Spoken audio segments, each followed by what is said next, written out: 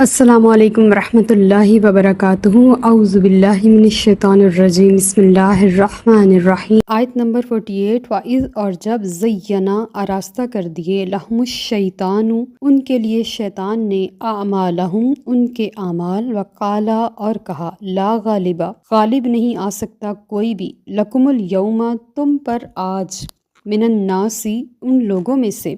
وَإِنِّی، اور میں، جار لکم، تمہارا نگہبان ہوں، فلما، پس جب تراءت، آمنے سامنے ہوئے، الفئتانی، دو جماعتیں، دو فوجیں، نکسا، تو بھاگا، علی عقبیہ، الٹے پاؤں یعنی کہ ایڑیوں کے بل، وقالا، اور بولا، انی بریء، بے شک میں بری ذمہ ہوں، منکم، تم سے، انی، بے شک میں، ارا، دیکھ رہا ہوں، ما لا ترون، جو تم نہیں دیکھ رہے، انی، بے شک میں، اخاف اللہ، اللہ سے ڈرتا ہوں، واللہ، اور اللہ تعالیٰ، شدید العقاب، سخت سزا دینے والا ہے۔ اس آیت میں مختلف اقوال ہیں۔ علامہ بیضاوی فرماتے ہیں کہ یہ شیطان کا قول نہیں ہے بلکہ ایک وسوسے کی صورت میں تھا، کہ اس نے یہ وسوسہ ڈال دیا تھا کہ کامیابی یقینی ہے، اور مشکل جو مسلمانوں کا لشکر ہے وہ بہت تھوڑا ہے، مٹھی بھر ہے، ان کو تو آسانی سے ختم کر کے رکھا جا سکتا ہے، کوئی مسئلہ نہیں ہے، اور اسی خمار میں وہ آگے بڑھتے چلے جا رہے تھے۔ امام رازی رحمۃ اللہ علیہ نے حضرت حسن بصری کا جو قول ہے اس کی طرف انہوں نے فرمایا ہے کہ ممکن ہے کہ کسی مغرور کافر نے اپنے فوجیوں کے لیے یہ الفاظ کہے ہوں، یہ چونکہ اقوال شیطان ہیں اس لیے اس مغرور انسان کو شیطان کی طرف منسوب کر دیا گیا ہو، کہ جب یہ لشکر مکہ سے روانہ ہونے لگا تو انہیں یہ فکر ہوئی کہ کہیں وہاں پہ جو بنی بکر اور کنانہ کا آدمی انہوں نے قتل کیا ہوا تھا نا، وہی نہ ہلہ بول دیں۔ تو شیطان جو تھا وہ سراقہ بن مالک کی شکل میں ان کے پاس آیا اور انہیں اپنی قوم کی طرف سے تسلی دی اور یہ الفاظ کہے اور انہیں بھڑکایا اور یقین دہانی بھی کرائی کہ آج تم پہ کوئی غلبہ نہیں پا سکتا، حالانکہ یہ کفر اور اسلام کا سب سے پہلا معرکہ تھا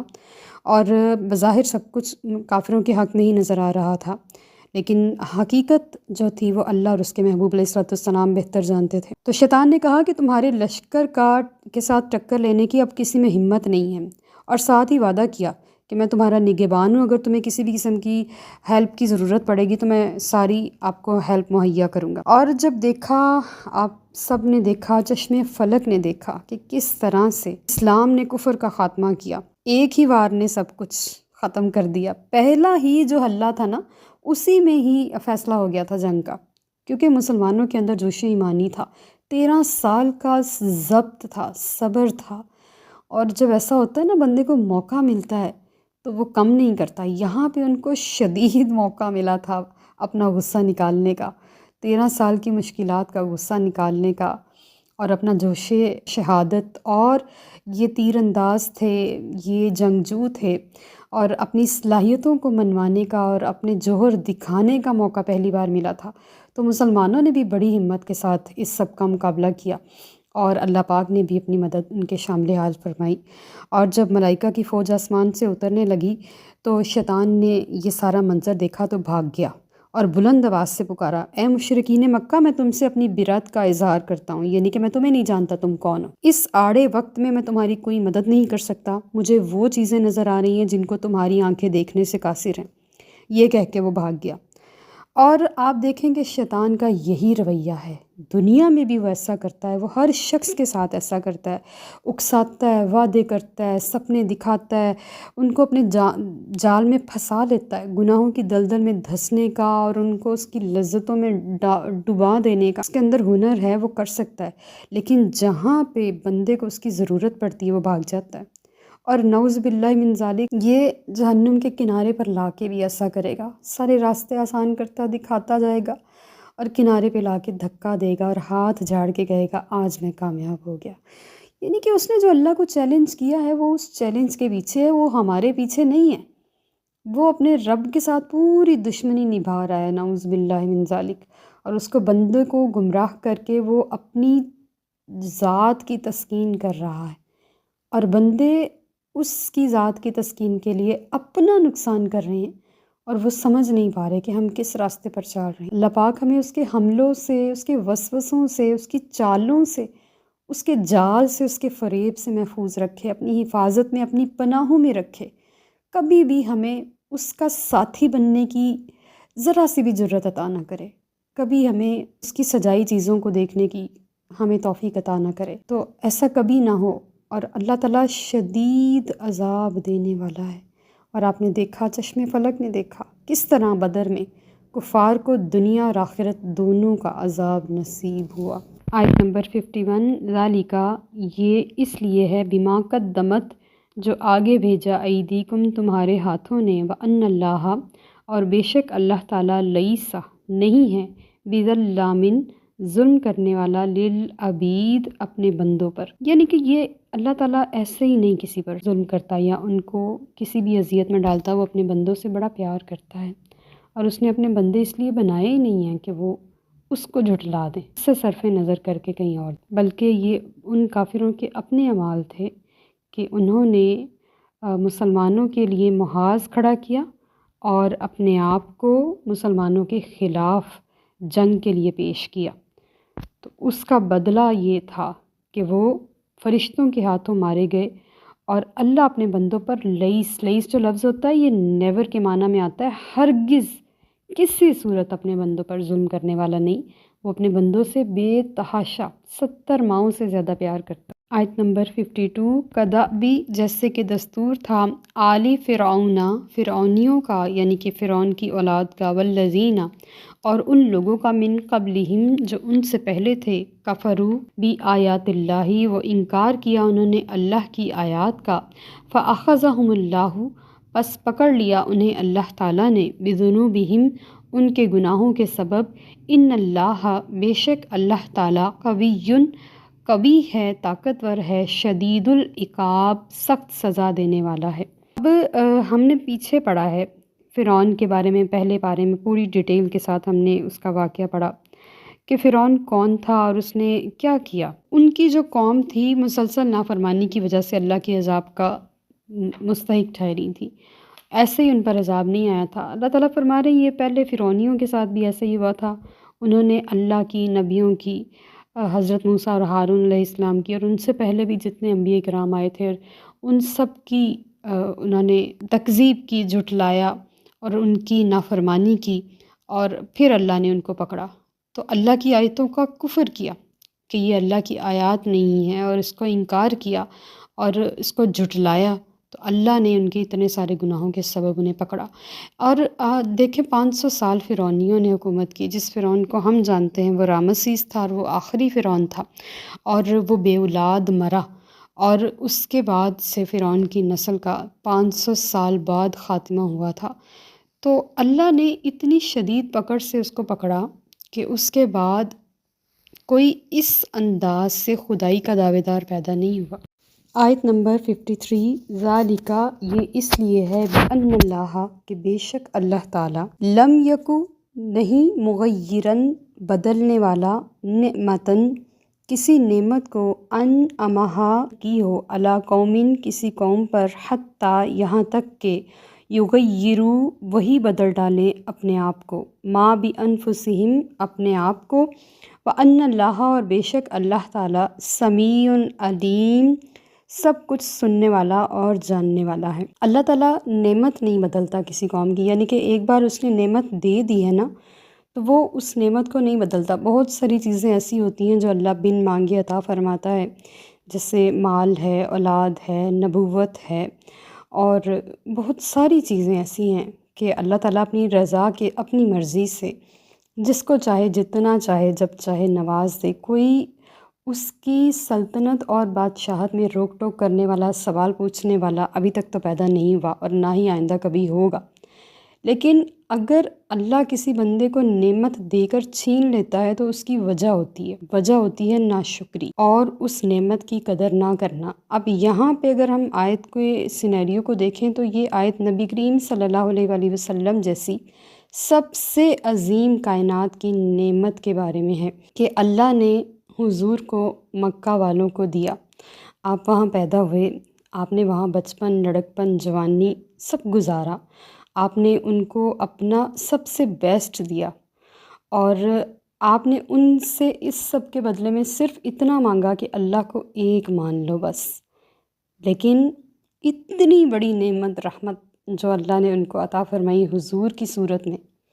وہ انہوں نے اس کی ناشکری کی، جھٹلایا، ان کو ماننے سے انکار کیا، اللہ کی آیات کو ماننے سے انکار کیا، حضور کی تکذیب کی، حضور کو تنگ کیا، ستایا، اور کیا کیا کچھ نہیں کیا۔ عرب کے حالات ہم سب کے سامنے ہیں، ہم بچپن سے سنتے اور پڑھتے چلے آ رہے ہیں، لیکن انہوں نے حضور کو ایکنالج نہیں کیا، حضور کو تسلیم نہیں کیا۔ بدلے میں کیا ہوا کہ اللہ تعالیٰ نے ان کو جہنم کا ایندھن بنا دیا، ایمان کی دولت سے محروم کر دیا۔ حضور کو دیکھ کر بھی ایمان نہ لانا کس قدر بڑی بدقسمتی تھی۔ آج حضور کے چاہنے والے، حضور کے عاشق، حضور کے امتی حضور کی ایک جھلک دیکھنے کے لیے مرتے چلے جاتے ہیں، وظائف پڑھتے ہیں، حضور کو منانے کی، خواب میں دیکھ لینے کی خواہش تڑپ رکھتے ہیں۔ اگر اتنا نہیں ہو پاتا تو حضور کے در جانے کی خواہش کرتے ہیں، مدینہ شریف جانے کی طلب رکھتے ہیں، آرزو رکھتے ہیں۔ تو انہوں نے حضور کو دیکھ کر، جان کر، محسوس کر کے، اپنی آنکھوں سے دیکھ کر بھی جھٹلایا، ناشکری کی، تو اللہ نے اس کے بدلے میں انہیں جہنم کا ایندھن بنا دیا۔ اور اللہ سننے والا، جاننے والا ہے، وہ کبھی اپنے بندے سے نعمت لے کے نہیں چھینتا۔ ہمیشہ نعمت اس وقت چھینی جاتی ہے جب بندہ ناشکری کرتا ہے۔ آج ہمیں اپنے گریبان میں بھی جھانک کر دیکھنا ہے، کیا کوئی ایسی نعمت جو اللہ نے ہمیں عطا فرمائی ہے ایسی تو نہیں ہے کہ جس کی ہم ناشکری کر رہے ہیں اور وہ ہم سے چھن نہ جائے۔ ہر وہ چیز نعمت ہے جس کے چھن جانے کا ڈر ہو، اور یہ حضرت واصف علی واصف رحمۃ اللہ علیہ کا قول ہے، اور یہ واقعی بہت بڑی بات ہے کہ جس کے چھن جانے کا خوف ہو اس کا شکر لازم۔ آیت نمبر 54، کدا بھی جیسے کہ طریقہ تھا آل فرعون، فرعونیوں کا، والذین من قبلہم، اور ان کا جو ان سے پہلے گزر چکے، کذبوا انہوں نے جھٹلایا، بی آیات ربہم اپنے رب کی آیات کو، فأہلکناہم تو ہم نے انہیں ہلاک کر دیا، بذنوبہم ان کے گناہوں کے سبب، وأغرقنا اور ہم نے غرق کر دیا، آل فرعون فرعونیوں کو، وکل اور سب کے سب، کانوا ظالمین ظالم تھے۔ اب یہاں پہ اللہ نے عربیوں کو فرعونیوں کا طریقہ بتایا کہ انہوں نے بھی ایسے ہی کیا تھا۔ حضرت موسیٰ علیہ السلام جیسی نعمت اللہ نے ان کو عطا فرمائی تھی، وہ ساری زندگی لگے رہتے تو فرعون کے چنگل سے نہیں نکل پاتے، لیکن حضرت موسیٰ اور ہارون علیہ السلام نے انہیں اس فرعون کے جبر سے 500 سالہ تسلط سے نجات عطا فرمائی، اور انہوں نے ان کی ناشکری کی۔ حضرت موسیٰ جب کوہ طور پر گئے تو پیچھے سے ہارون علیہ السلام ان کو منع کرتے رہے، اور انہوں نے بچڑا معبود بنا کے پوجا بھی شروع کر دی۔ تو وہ اتنی بڑی نعمت